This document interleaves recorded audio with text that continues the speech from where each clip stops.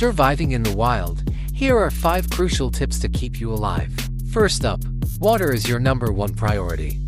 You can survive weeks without food, but only 3 days without water.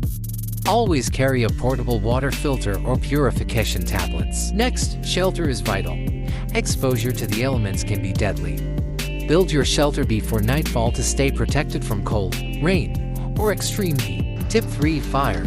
It's essential for warmth, cooking, and keeping animals away.